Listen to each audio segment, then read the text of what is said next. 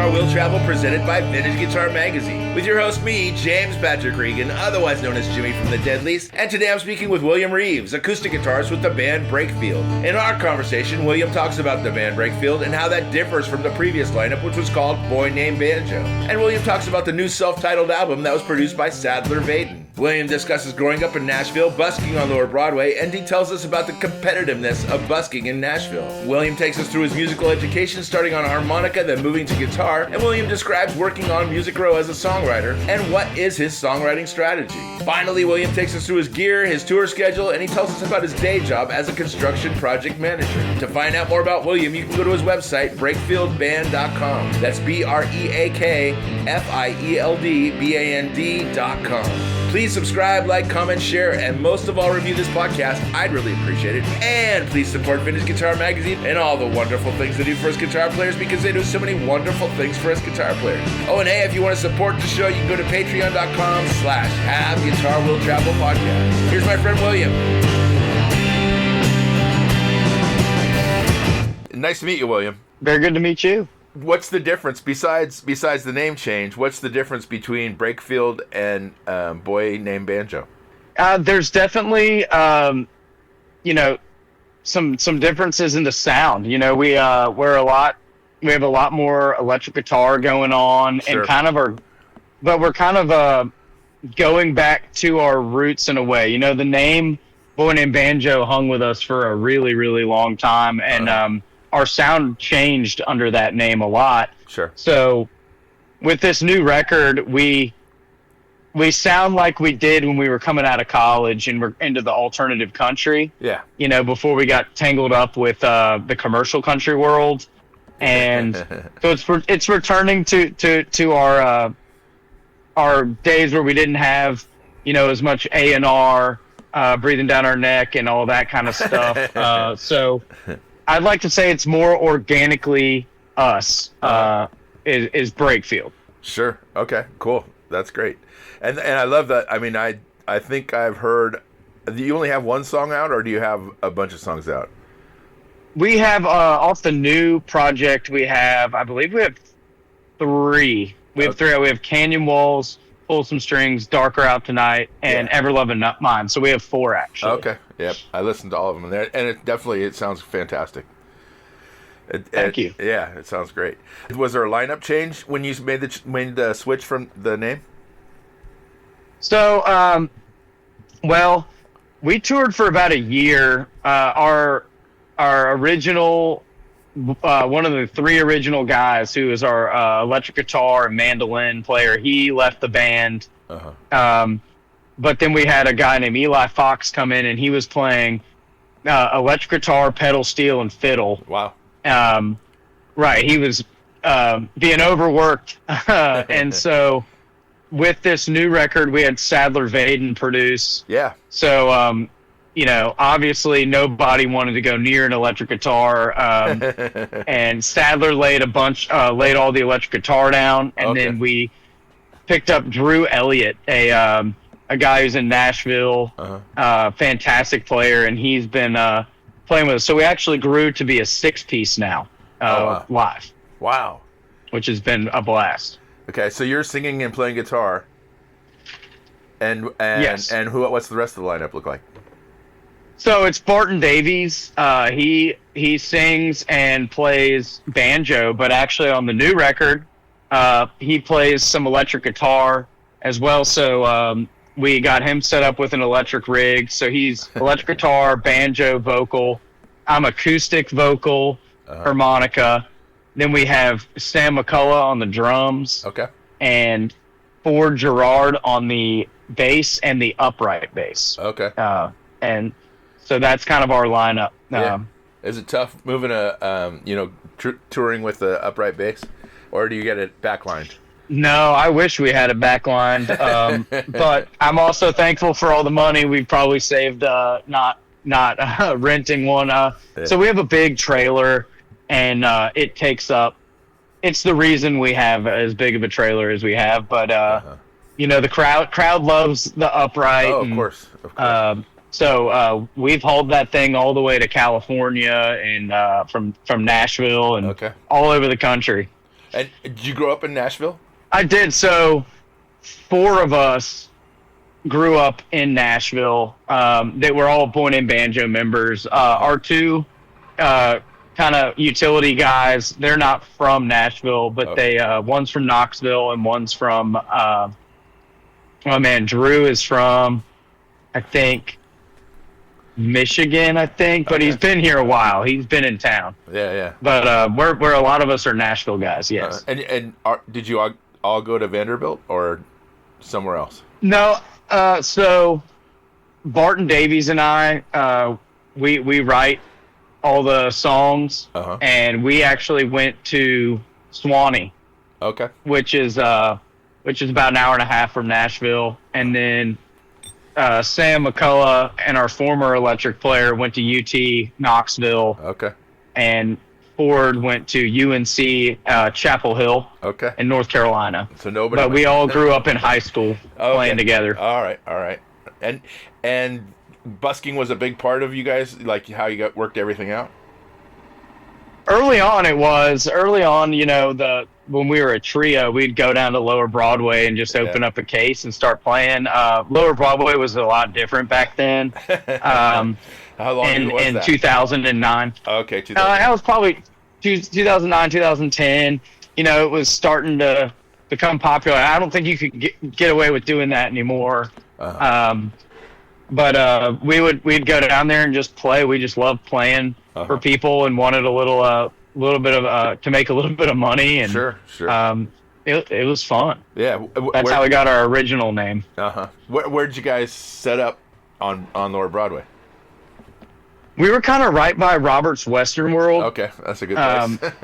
On that side of the street, and then it's a pretty competitive, or at least it was then, a very competitive spot. So we'd get pushed out by like a magician. This magician, it was kind of his turf, and we're just playing music, so we don't want to mess with anyone who can do magic. So we would typically scoot out of there when he popped up. So exactly, yeah. And did you guys have to get a permit to start busking, or was it like the Wild West back then? It was the Wild West. It was definitely the Wild West. We would just roll down, wrote our name on a piece of cardboard, and start playing. Okay. And did you start playing guitar right out of the gate? Actually, my first instrument was harmonica. Oh, wow. So down at Centennial Park in Nashville, a guy named Shannon Collins did free harmonica lessons for the youth. And my dad just decided to drive my brother and I down there, and we took father-son harmonica lessons. Right on. And then I found a guitar up in the attic, an old Epiphone, and started playing. And then I bought the little harmonica holder and kind of didn't look back. Right on. And was either of your parents musical? No, I mean, my dad loves music. That's why we had the guitar. He kind of dabbled in it, but I just kind of found it, and my parents are very supportive. Cool. And that's when I met Barton in high school, and we just started playing, and then eventually we figured out, hey, let's try singing, let's try writing, and then it just snowballed into a music career. Yeah. And what were you listening to back then? Way back, so back in the beginning, I was listening to a lot of alternative country. There's some like local bands from the 90s, like Farmer Not So John. Okay. I love like Lucero out of Memphis. Sure.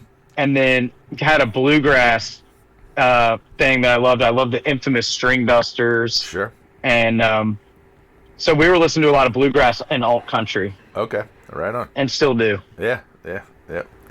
Do you ever get set up on songwriting dates with by a publisher? Yeah, so Barton and I wrote on Music Row for about 6 years. Oh, did you really? So we did, and it was awesome. But it also takes a lot out of you creatively. Sure.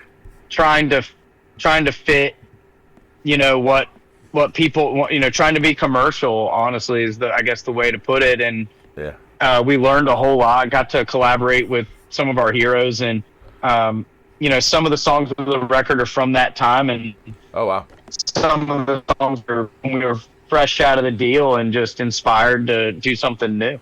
Yeah, yeah. And what's a day like as a songwriter on Music Row? Oh man, so I mean, just typically rolling at 11 a.m.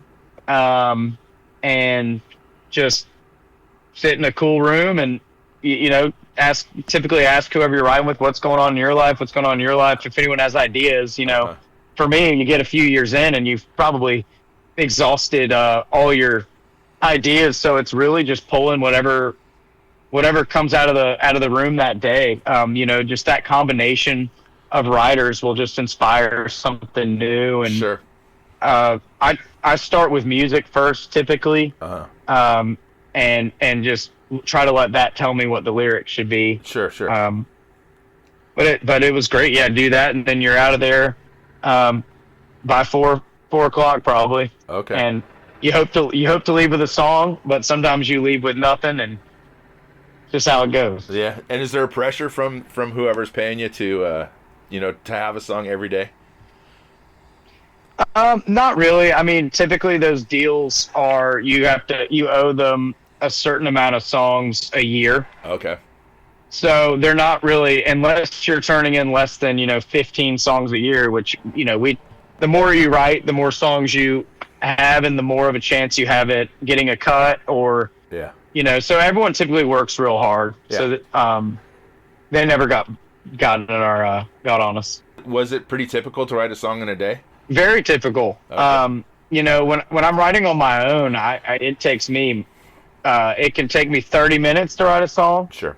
One of our early songs, like Blue Hole Bridge, I wrote that in about 45 minutes. Wow. But other songs, I'll sit on that idea and mess with it for months and months. Uh-huh. But when you're in the writing room professionally, there's definitely an effort to leave with a work tape or a demo. Yeah. And do you guys get pitch sheets and try to write to the pitch sheet? So I only did that about once or twice, and it was really cool. I enjoyed it. But I mean, other than that, we really wrote for our own band. Okay. And then occasionally would write for another artist, which I enjoyed that too. Really, anything that got me out of my own world a little bit was fun. Yeah. Because we spent so much time every day writing. Everyone was going, what do you guys want to write? What do you want to do? And, I don't have that much to say, for 6 years. So it was really nice to kind of creatively be able to pivot a little bit, and not think about what we were trying to do. Sure. When you say music first, are you like coming in with a riff, or is it just a chord structure, or how does that work? Kind of either one, I love kind of coming up with a hooky riff. And or just some interesting chords. I mean, you can always lean on the 1-4-5 kind of a structure, but I kind of like to push the boundary and find something interesting, and usually that would be a riff. And having a banjo writer in the room is also kind of rare. Not many guys bring a banjo to a songwriting session, so it was always cool to hear whatever Barton had to come up with too. Sure. So the new album comes out on the 12th of June? Yes. And then it comes out in June. Yeah. And then you hit the road? Then we do. So we've already played some of the shows on the tour, and we have our hometown show coming up on the 7th. Uh-huh. And then we'll head to Atlanta, and then we're playing in New York and Washington, D.C., some of our favorite spots. Uh-huh. So we're excited to get back out there. Sure. Is there a big audience for country music or alternative country music in New York and D.C.? Well, D.C. for sure, but... Yeah. New York's always been pretty good to us. I mean, there are definitely a lot of people there. For our shows, we've played, smaller rooms. This is probably right around the biggest room we played. I think it's 500 cap. Sure. So that's decent. There seems to be a good fan base there for sure. Right. And then DC has always been one of our best markets, and we love DC, and the 930 Club / now the Atlantis is one of our favorite venues to play. It's just very well run and very cool. Right on, right on. And do you guys travel in a van or not a bus yet? I'm guessing. No, we had a brief stint in a bus, but we're a van band. We used to have an old white van, and then we got rid of it and upgraded to kind of a conversion van. Sure. So we have a TV in there and captain's chairs and sure. And honestly, we love it. I mean, when we've gotten in a bus, it's great, but it's definitely has its downsides too. It's expensive. Yeah. You have to sleep in the bunk when it's moving. We kind of like our hotel. We're Hilton guys now. Oh, right on. So we enjoy, unless the routing's brutal, then a bus is definitely helpful. Why'd you guys pick Hilton of all the chains? Well, we did hotels.com. Okay. And we were popping into every hotel, you've ever heard of. Sure, and sure. It really, we just wanted consistency, and we kind of found that Hilton is fairly consistent, even if you end up paying a little more here and there. But they now have Spark, which is their, I guess, lower, cheaper option, and they're clean and they're new, and exactly. You can check in on an app. So we've all had a lot of issues over the years showing up and there's no room. Yeah. And so we'd like to not have that happen anymore. There's nothing worse than that. As Breakfield, is this will be your first real tour, or had you been touring post Boy Named Banjo already? Right. Just a few shows here and there. I mean, really, Chicago a few weeks ago was our first official, ticketed public Breakfield show. Okay. So, and our first show with Drew, that was ticketed, and so it's been fantastic. We've loved playing the new record. We're playing every song on the new record, and it feels great, and it's very fresh to us. Sure. Do you have to fill it out with some of the Boy Named Banjo songs too? Absolutely. We told our fans when we switched the name, it's like we're not leaving behind those songs, and we don't even sound that different. It's really just, for us, when we made this record, it was long overdue to put branding and a name on it that we had already felt for a long time. Yeah. So we do play the older songs, to keep those older fans happy, and they're still Breakfield songs. Yep, right on. As Boy Named Banjo, what were your touring schedules like? Well, we toured a lot more then. We were way more full time. Two of us have toddlers and stuff now, so we're not hitting the road quite as hard as we were. Yeah. But we toured very heavily. We would hop in the van and tour our way through Texas, and then into all the way over to California and up to Washington and Oregon, and then back through Kansas, and we would do all that. So we route things now a little bit easier than we used to. Are you guys your own agents, or do you have an agent? We have William Morris booking us. Right on. We have William Morris, but right now we're self-managed. Okay. We made that move. Yeah, right on.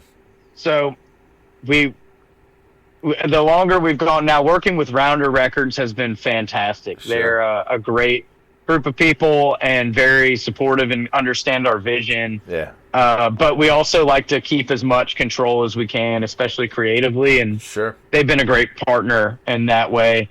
But being self-managed, there's no middleman to cloud the water, so it's been really nice making that jump too. So as self-managed, the William Morris will book the date, but you have to figure out where you're going to stay and all that? That's right. So I do all the tour managing. Oh, wow. And Barton does all the more day-to-day management stuff. He advances shows. Sure.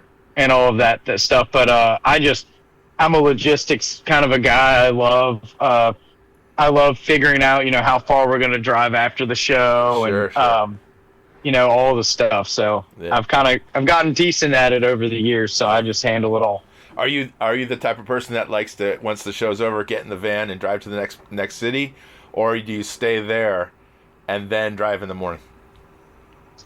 Very rarely do we stay where we are that night. One reason being it's definitely cheaper and easier to park a van and trailer typically out of those more dense areas. But we usually drive about an hour. That's kind of our thing.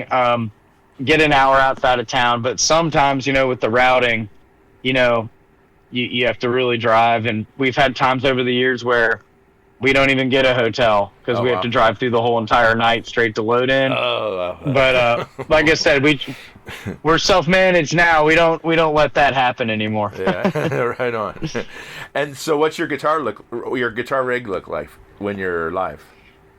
Yeah. So for me, playing acoustic, my goal has always been, how do I make this acoustic guitar sound like an acoustic guitar?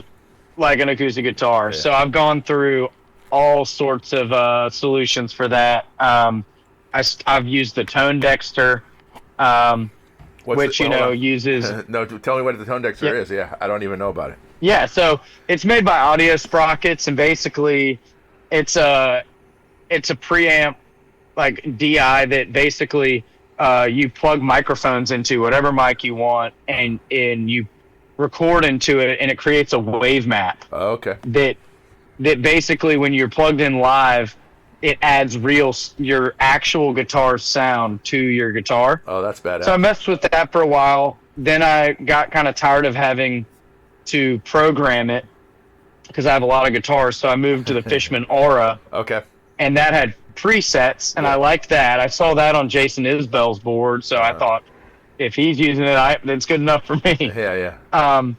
But now I've really simplified it, and I'm just using the LR Baggs Anthem DIs and all my LR Baggs pickups and all my guitars, and I ride it 85% microphone. Okay. And I'm running into a passive DI box, a Rupert Neves passive DI box, and honestly, that's been the best solution that I've found, is just microphone. And we're on ears, so there's no feedback issue there either. Right on. That's great. And who's putting the pickups in your guitars? Who do you have do the work for you? Well, I have installed 2 of them myself. Okay. Sometimes I don't want to pay. I don't want to pay to get it done, and I'll get my drill bit out, and I get real worried about it. But once I did it once or twice, it wasn't bad. And then otherwise, I'll take guitars to Glazer Guitars in Nashville. They're fantastic. Of course. And I also know that if I break my guitar, they know they can help me. So for sure. It takes a little pressure off. But no, I like to install them and mess with them. I like fixing things and tinkering with things too. So. And what are these guitars that you're playing? Yeah, so I love Dreadnought guitars. So my kind of longest standing guitar I've had is my 2010 J45. Wow. That one's been great to me. But my other heavily toured with guitar is my Atkin Essential D. So basically, Atkin is out of London, England. Okay. They do a thermal aging process and a very light nitro finish, and basically create a vintage sounding guitar that is structurally sound and new. And it models after a D18. Yep. So the Martin D18 is my favorite guitar. Sure. Yeah. Ironically, I don't own a Martin D18 because the ones I want to own are expensive. I'm going to have to save up. So the Atkin has been awesome. It is a great instrument. And then I do have a 1968 Epiphone Texan. Is that the one that which was is more of a that your dad had? No, that one is an old Blues Master. Maybe it's like they didn't make many. It's an early 90s, but my Texan, I've owned 2 Epiphone Texans from the 60s, late 60s, and I use them in the studio. Okay. They're great strummers. Yeah. And I'm also Yamaha FG300, the late 60s, early 70s, those red labels. Sure. I use those. And then my final guitar that I refuse to put a pickup in it, but I wish I could tour with it. Is my I have an Alvarez master built nylon string that I got, and I love that thing for the studio and songwriting. Yeah. Is that your only the only nylon string you have? Is that one? It is. I used to have a Martin Triple O that I put nylon strings on, but this is my only, nylon string, like classical guitar, the big wide neck and all that. Yeah, yeah. I know that you have an electric guitar player, but do you have electric guitars as well? I have one. I'm a big acquire a bunch of things and then trade a bunch of things and trade up. Yeah. So that's kind of how I got the acting and stuff. But I do have an ES 335. Oh, wow. It's a 2018. Okay. The out of the Memphis factory. It's a beautiful guitar. Actually, we worked with Gibson and they gave that guitar to me. And right on. It's not being played as much as it should be. But I have it, and it is a beautiful instrument. Sure. What do you have for an amp? I just have a Blues Junior, but on our tour we have a Fender Twin that we use. Very loud. And then very loud. Yeah. Usually it's, hey, can you turn it down a little? And it's like, man, it's on 1.5. But it's a great amp.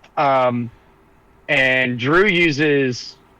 I don't know. Drew is on the cutting edge of technology and has some sort of stereo rig that he's running that sounds fantastic too. But a live amp or is it a live amp or is it? So his is not. His is like a pedal. Okay. But it's this stereo thing. It sounds great, but Eli's going through the Twin with the pedal steel and everything. Yeah. So it must be a weird stage mix with like on stage, like not in the ears, right, but on stage it must be a weird mix of sounds happening. Definitely. You're not going to hear Drew if your ears are out. Yeah. But you might hear him through the mains. Yeah. But that ear rig has been a lifesaver for us. We built that a number of years ago, and it's great for consistency. Sure. And probably saves your guys' voices as well, so you're not screaming over monitors and stuff. Absolutely. Yeah. Do you have an idea after the release of the record? Do you have an idea of how much touring you're going to do behind it?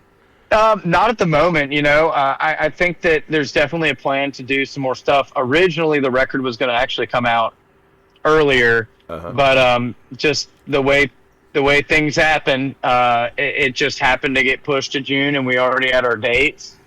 So we'll actually have the vinyl in hand starting next week. Oh, when we play these shows. So it's kind of some incentive for our fans. Hey, if you get a ticket to these shows, you're going to hear the record, about over a month before it comes out. Yeah, exactly. But beyond that, we do have some shows, and we're doing some residencies in Nashville. Oh, cool. And things like that. So there's more to come for sure. Yeah. And who are your guitar guys? Like, who do you look up to? Oh man, I mean, I just love great guitar tone as an acoustic player. I mean, if I'm going like straight bluegrass, it's like Brian Sutton. Yes, exactly. Chris Eldridge. I mean. Andy Falco from the String Dusters. Those are all guys, that I wish I could play like. Yeah. But I also love guys like Beck and that just like make an acoustic like on a record or however. They just know what it should sound like. I love that too. Yeah. So yeah, kind of all over the place. Yeah, exactly. Is this your like full-time job, like managing the band, being in the band, or do you have to supplement outside of the band?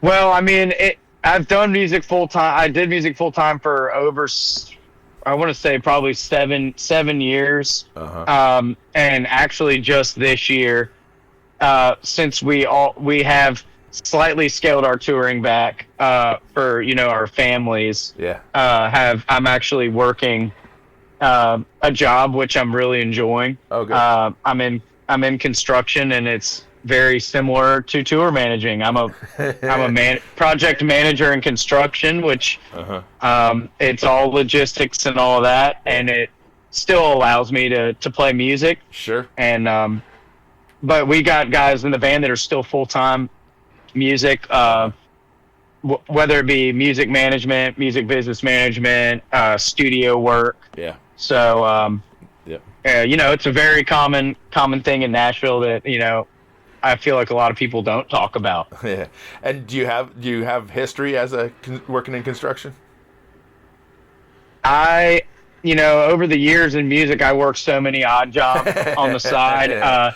So I used to work carpentry. Okay. And that's where a lot of my construction experience came from. Yeah. That, and then you get so broke that anything that breaks, you got to learn how to fix it. So I know how to work on boat motors, cars, HVAC units. So wow. So that kind of all led me to that. Yeah, right on. And so what do you do for fun, like with your kids and stuff? What do you do? I'm a huge fisherman. So right on. If I get a free day, I'm out on the water. Where are you gonna go? I'm a big river fisherman, so I'm going west of Nashville. There's a river called the Buffalo River, which is in a lot of our songs. I go to the Cumberland. I fish right in downtown Nashville. Just really any Harpeth River, any rivers around here. I grew up fishing them, and it's kind of where I can go. And now my son's old enough where I can take him, and it's so much fun. Yeah. And you're probably the one person who knows where the fishing spots are around Nashville, since you grew up in the area.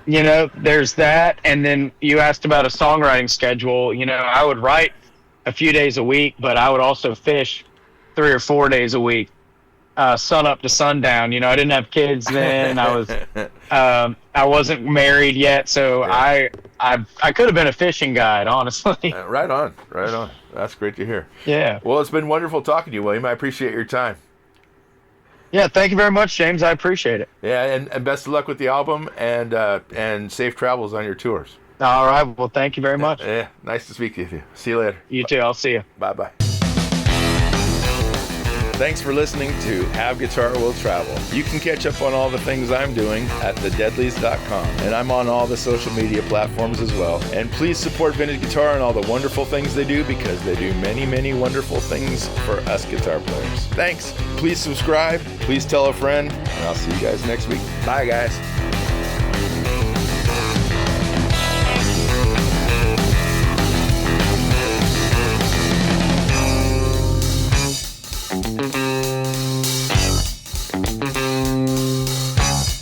Thank you.